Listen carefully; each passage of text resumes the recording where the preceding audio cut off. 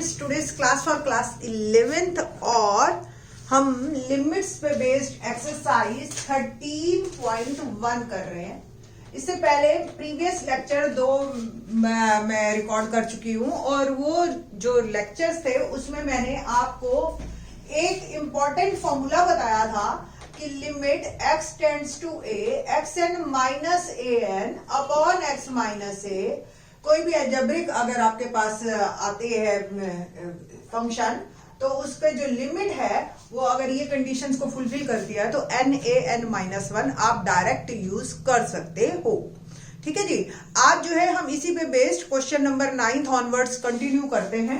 Question number 9 देखते हैं, या ये फार्मूला नहीं तो प्रीवियस वाले ही फार्मूले हैं और लेटर ऑन हम ट्रिग्नोमेट्रिक लिमिट्स की भी बात करेंगे, ट्रिग्नोमेट्रिक फंक्शंस की क्या लिमिट्स होती है ट्रिग्नोमेट्रिक फंक्शंस की। ओके, नाउ क्वेश्चन नंबर 9 देखते हैं। Limit x tends to 0 ax plus b upon cx plus 1। ये है मेरे पास क्वेश्चन। नॉर्मली जब भी आपके पास कोई भी फंक्शन आए, कैसा भी आए, सबसे पहले आपको वैल्यू ही पुट करनी है x की। और मैंने प्रीवियस लेक्चर में बताया था कि अगर आप 0 बाय 0, इन्फिनिटी बाय इन्फिनिटी या 1 raise to power infinity, infinity raise to power 0 या 0 रेज टू पावर इन्फिनिटी, कुछ इस तरह की आपके पास टर्म्स आती है, इन्फिनिटी इनटू इन्फिनिटी, तो मीनिंगलेस है ये। तो हमें कोई ना कोई फॉर्मूला वगैरह अप्लाई करना है, फंक्शंस को थोड़ा सा सॉल्व करना है और फिर लिमिट अप्लाई करनी है। तो फर्स्ट ऑफ ऑल आपको यहाँ पे अगर मैं x की वैल्यू 0 डालती हूँ, वर्बली देख लीजिए आप, a इंटू 0 b रह गया, यहाँ c इंटू 0 1 रह गया। तो हम एक प्रॉपर सोल्यूशन की तरफ आ रहे हैं। सो ये जो है लिमिट आप पुट कीजिए a 0 plus b upon c 0 plus 1 और कुल मिला के जो सॉल्व करके आया वो मेरे पास सिंपल आंसर आ गया। तो there is no need to solve it, आप डायरेक्ट आंसर दीजिए। Solution of this is b। ठीक है, क्वेश्चन नंबर 10 देखते हैं। क्या है क्वेश्चन नंबर 10? 10th क्वेश्चन में limit z is equal to 1 z raise to power 1 by 3 minus 1 और z raise to power 1 by 6 minus 1। कुछ एक इससे पहले मैं अलजेब्रिक आपको फंक्शंस के बारे में बता दूं और इस क्वेश्चन को मैं आपको बताती हूँ 2 तरीके से। जो भी आपके दिमाग में जैसे भी आए आप वैसे कर सकते हो इस क्वेश्चन को। तो but first of all algebraic कुछ फंक्शंस हैं, कुछ रिजल्ट्स हैं, उसके बारे में हम बात करते हैं। तो सबसे पहले जो है क्या है हमारा रिजल्ट कि let f and g be 2 functions. कोई 2 फंक्शंस हैं और दोनों ही प्रॉपरली लिमिट्स इनकी एग्जिस्ट करती है।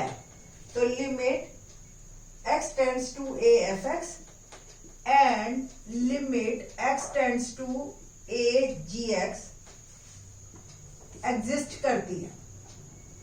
देन जो रिजल्ट्स हैं, पहला, आप लोगों को तो स्टूडेंट्स को पता है क्या लगता है कि भी ये तो कॉमन सेंस वाली बात है, ये तो हम वैसे ही कर लेते हैं, बट ये इस तरीके से आप कर नहीं सकते जब तक आपको ये रिजल्ट्स ना पता हो कि सम ऑफ 2 फंक्शंस की लिमिट, और आप इसको अलग अलग भी कर सकते हैं। ठीक है, अगर माइनस हुआ तो माइनस आ जाएगा और अगर इनके बीच में मल्टीप्लाई हुआ तो यहां भी मल्टीप्लाई आ जाएगा और डिवाइड हुआ तो यहां भी डिवाइड आ जाएगा।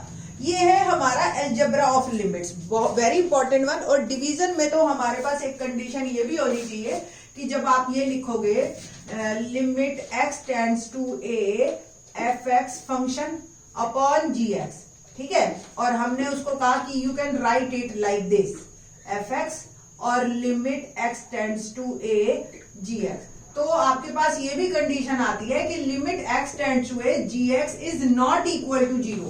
ये भी इसेंशियल है। नॉर्मली अगर आप लिमिट लगाते हो डिनोमिनेटर में 0 नहीं आना चाहिए, ऊपर 0 आ जाए कोई फर्क नहीं पड़ेगा, आंसर 0 हो गया ज्यादा, है ना। बट जब हम इस तरह के फंक्शन में बात करते हैं तो gx पे ये कंडीशन भी है।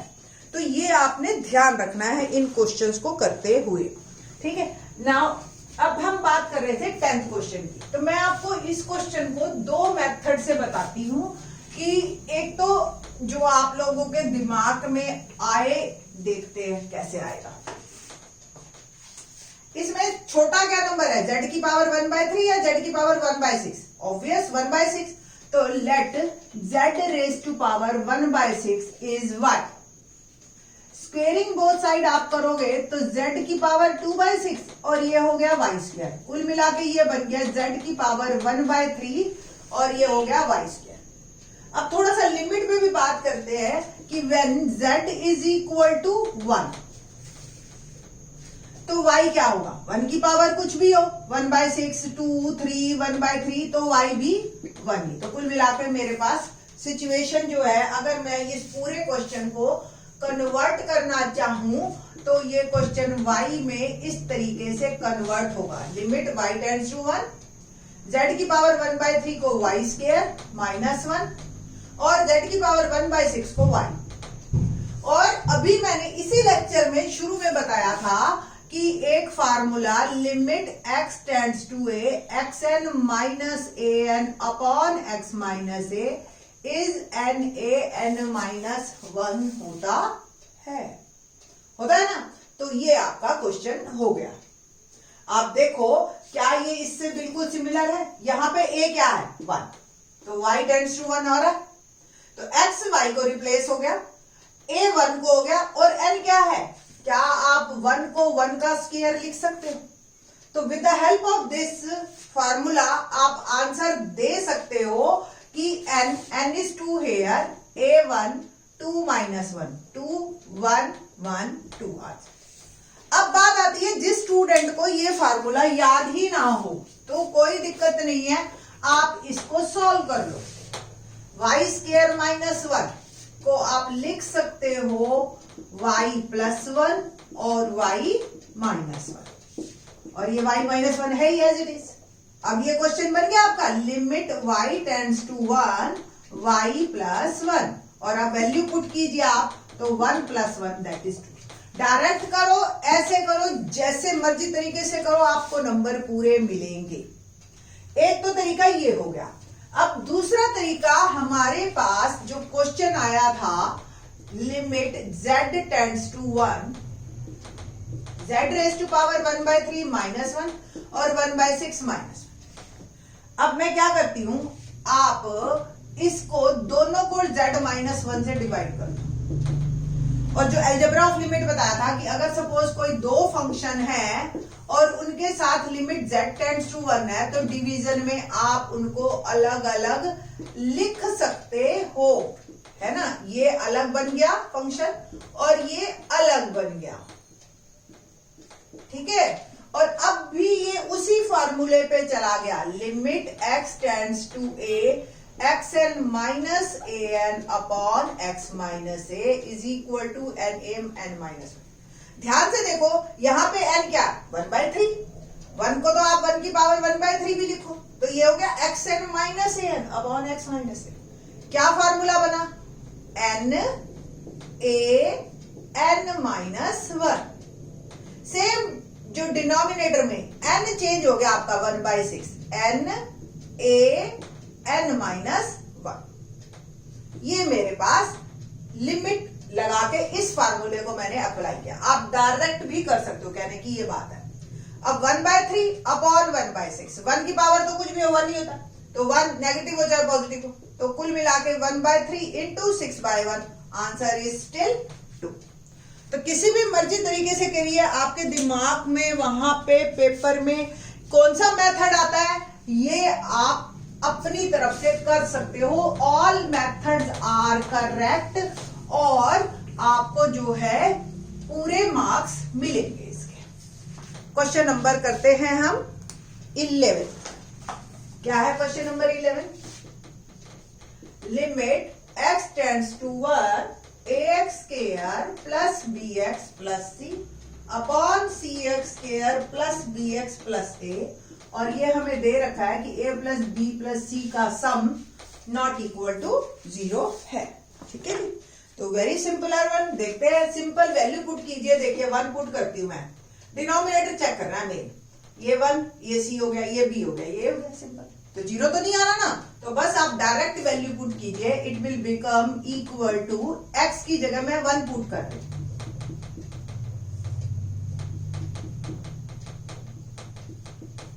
ठीक है जी। ये आ गया a plus B plus C, और ये नीचे आ गया c plus B plus A. All are same, cancel करेंगे, आंसर इज 1। ठीक है जी। तो ये था, काफी इजी था 11th क्वेश्चन। 12th पे बात करते हैं, क्या है 12th question, let's see. Limit x tends to -2, okay, और 1/x प्लस 1/2, और ये हो गया x प्लस 2। अब आप देखिए यहां पे आपका 0/0 फॉर्म आ रही है। देखो सपोज मैंने x की जगह -1/2 डाल दिया, तो +1/2, और ये भी -2 + 2। देखो ये भी कैंसिल हो गया, ये भी कैंसिल, 0/0 फॉर्म। तो इससे हमने बचना है। तो बचना है तो सबसे पहले तो हम एलसीएम ही लेंगे, और तो मेरे को कुछ दिखाई नहीं दे रहा, ना तो कोई आइडेंटिटी दिखाई दे रही है, ना कोई फार्मूला दिखाई दे रहा है। तो फर्स्ट ऑफ ऑल मैं न्यूमरेटर का एलसीएम लेती हूँ। तो लिमिट अभी एज इट इज रहेगी मेरी, और न्यूमरेटर में मैंने लिया एलसीएम, x और 2 बन गया मेरा 2x। इसको जब मैंने डिवाइड किया इससे, तो आंसर आया मेरा 2, 2 1 जा 2, और ऊपर से 2 से डिवाइड किया तो x, और डिनोमिनेटर में तो x प्लस 2 है ही मेरा।